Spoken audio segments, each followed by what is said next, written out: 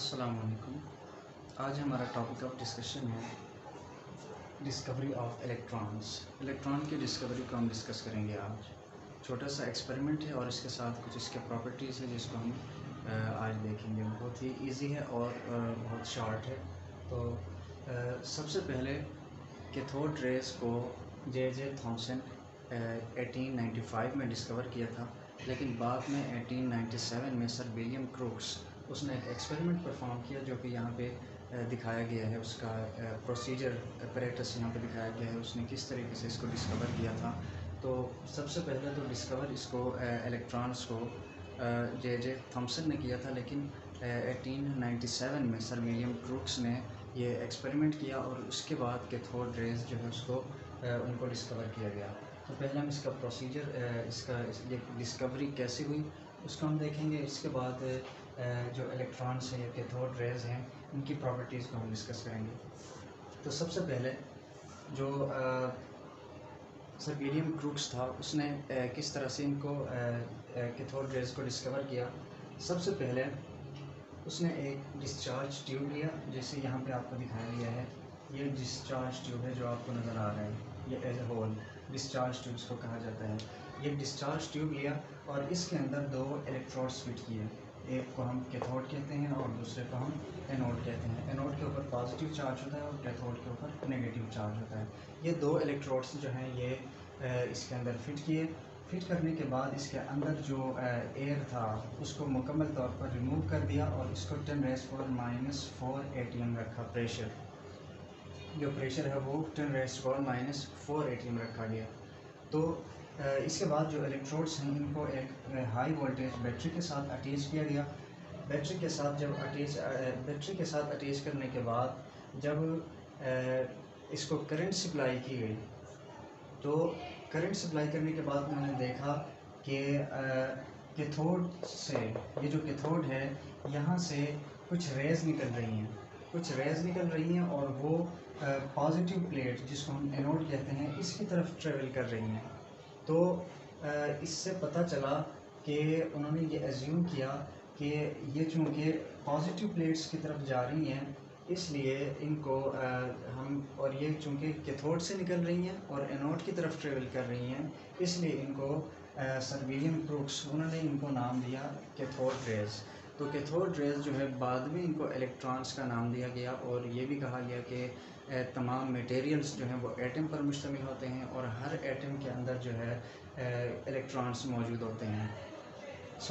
ये सारा एक्सपेरिमेंट था जिसमें एक डिस्चार्ज ट्यूब के अंदर इलेक्ट्रोड्स को फिट करने के बाद इसके अंदर से जो एयर प्रेशर है उसको रिमूव कर दिया गया। 10⁻⁴ ATM रखा गया।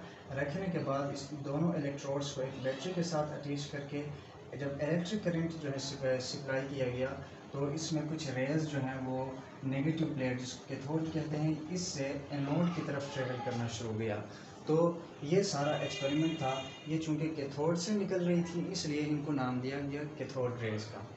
कैथोड रेज इसी तरीके से जो है डिस्कवर किया गया। अब हम देखते हैं जो कैथोड रेज हैं इनको इनकी प्रॉपर्टीज़ क्या होती हैं तो वो हम देख लेते हैं। तो सबसे पहले जो कैथोड रेज हैं ये ट्रेवल करती हैं परपेंडिकुलर टू कैथोड।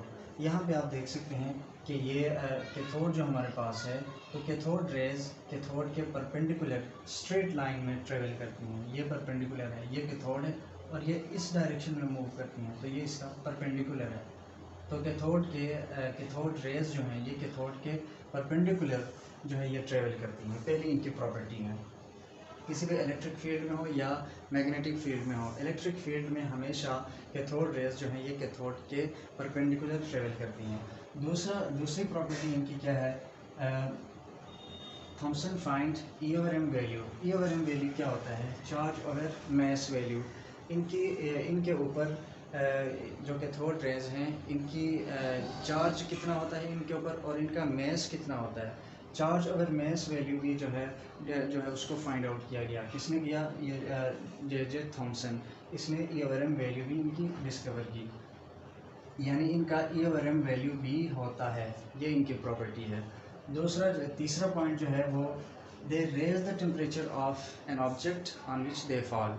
वो जिस मटेरियल के ऊपर कैथोड रेज जो है उनकी जब बम्बार्डमेंट की जाती है तो उनकी उस बॉडी, उस ऑब्जेक्ट जिसके ऊपर बम्बार्डमेंट की जाती है उसका टेम्परेचर जो है वो हाई हो जाता है। इनकी ये प्रॉपर्टी है कि ये किसी भी ऑब्जेक्ट के ऊपर जब फेंके जाते हैं तो उसका टेम्परेचर जो है उसको बढ़ा देते हैं। ये तीसरी प्रॉपर्टी हो गई।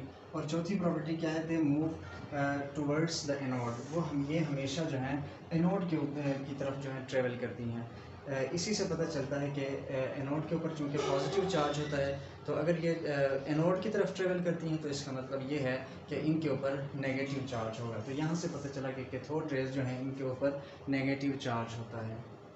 नेक्स्ट पॉइंट है they are independent of gas and cathode material.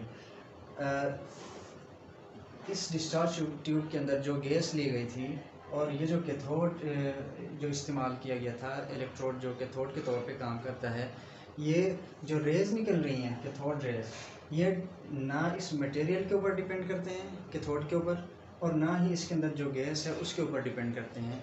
Gas कोई भी हो, कोई भी हम इसमें यूज़ कर लें, और कैथोड कोई भी हम यूज़ करें, किसी भी मटेरियल का हम यूज़ कर लें, तो दोनों केस में हमेशा कैथोड रेज़ जो हैं वो एक ही तरह के निकलते हैं।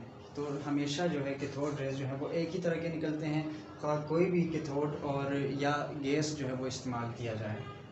ये इनकी प्रॉपर्टी है, यानी ये गैस के ऊपर डिपेंड नहीं करते और ना ही कैथोड के ऊपर डिपेंड करते हैं। कैथोड, ये कैथोड, इस कैथोड जब कोई और हम यूज़ कर लें फिर भी कोई फ़र्क नहीं पड़ेगा, और गैस में अगर हम कोई और यूज़ करें फिर भी कोई फ़र्क नहीं पड़ेगा। नेक्स्ट जो है दे कैन फॉर्म शेडो।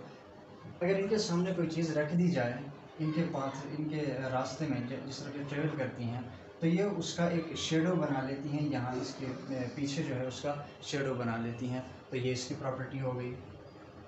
अच्छा, यहाँ से ये चूँकि शेडो बना लेती हैं, इसका मतलब ये है कि जो कैथोड रेज़ हैं ये रेज़ नहीं है बल्कि ये पार्टिकल्स हैं। यहाँ से पता चला था कि जो जिनको हम कैथोड रेज़ कहते हैं ये रेज़ नहीं होती हैं, ये शुआएँ नहीं होती हैं, बल्कि ये मटेरियल्स, पार्टिकल्स होते हैं। ये पार्टिकल्स होते हैं, इसीलिए ये जो है शेडो प्रोड्यूस करते हैं।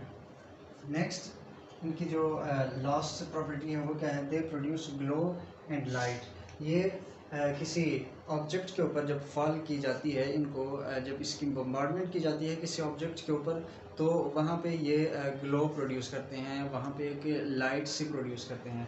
ये कैथोड से जब एनोड के ऊपर आके टकराते हैं तो यहाँ से लाइट जो है वो ग्लो करना शुरू करती है। तो ये इनकी लास्ट प्रॉपर्टी थी। तो इन तमाम प्रॉपर्टीज़ को सामने रखते हुए तो इनका खुलासा ये बयान किया जाता है कि जो कैथोड रेज़ हैं ये क्या होते हैं और किस तरह से इनको डिफ़ाइन किया जाता है। तो इन तमाम जो तमाम प्रॉपर्टीज़ हैं इनका खुलासा ये है कि cathode rays are independent of gas and cathode material, कि यहाँ पे जो भी गैस इस्तेमाल की जाए, यूज़ किया जाए, या कैथोड जो है जो सा भी मेटल इस्तेमाल किया जाए, यूज़ की जाए, तो वो कोई जो कैथोड रेज़ हैं वो डिपेंड ही नहीं करते उसके ऊपर, यानी वो इंडिपेंडेंट होते हैं। इसका ये मतलब है कि मटेरियल कोई भी हो वो कैथोड रेज़ प्रोड्यूस करते हैं, हर तरह के मटेरियल से कैथोड रेज़ जो है वो प्रोड्यूस होते हैं, इसका ये मतलब है। सो यूँ हम ये कह सकते हैं कि तमाम मटेरियल्स कैथोड रेज़ प्रोड्यूस करते हैं, तमाम मटेरियल्स जो हैं वो कैथोड रेज़ या इलेक्ट्रॉन्स प्रोड्यूस करते हैं। सो इसका ये मतलब होगा, अगर हम ये कहते हैं कि तमाम मटेरियल इलेक्ट्रॉन पर मुश्तमिल होते हैं, इसका क्या मतलब है, तमाम मटेरियल एटम से ही मिलकर बनते हैं। तो मटेरियल के अंदर इलेक्ट्रॉन होने का मतलब ये है कि असल में वो एटम्स के अंदर जो हैं वो इलेक्ट्रॉन्स मौजूद हैं, एटम्स जो हैं उनके अंदर इलेक्ट्रॉन्स मौजूद हैं। इसका यूँ हम ये कह सकते हैं कि तमाम एटम्स जो हैं उनके अंदर इलेक्ट्रॉन्स मौजूद होते हैं, यानी इलेक्ट्रॉन्स जो हैं ये फंडामेंटल पार्टिकल्स हैं किसी भी एटम के अंदर। सो इस वीडियो के अंदर हमने क्या देखा कि सबसे पहले इलेक्ट्रॉन को कैसे डिस्कवर किया गया। सबसे पहले जे थॉमसन इसने डिस्कवर किया था 1895 में, फिर 1897 में इस एक्सपेरिमेंट के ज़रिए से मज़ीद डिटेल्स जो है वो सामने आ गई और इसकी प्रॉपर्टीज़ जो है उनको डिस्कवर किया गया। और लास्ट में हमने पढ़ा कि तमाम मटेरियल्स जो हैं वो इलेक्ट्रॉन्स पर मुश्तमिल होती हैं। इसका ये मतलब है कि तमाम मटेरियल के अंदर चूँकि एटम होते हैं, तो इसलिए हम ये कह सकते हैं कि इलेक्ट्रॉन्स जो हैं वो किसी भी एटम की जो है वो एटम के अंदर एक फंडामेंटल पार्टिकल्स हैं। सो यहाँ से पता चला कि एटम्स के अंदर कैथोड रेज या इलेक्ट्रॉन्स भी मौजूद होते हैं जो उसका फंडामेंटल जो है उसके पार्टिकल्स हैं। सो ये था टोटल डिस्कवरी ऑफ इलेक्ट्रॉन की डिस्कवरी और इलेक्ट्रॉन या कैथोड रेज जो है इनकी प्रॉपर्टीज़। उम्मीद है ये वीडियो आपको पसंद आई होगी। तो वीडियो अगर पसंद आए इसको लाइक करें, शेयर करें, कमेंट करें। अगर इस चैनल पर नए हैं तो चैनल को सब्सक्राइब करके बेल आइकन को प्रेस करें।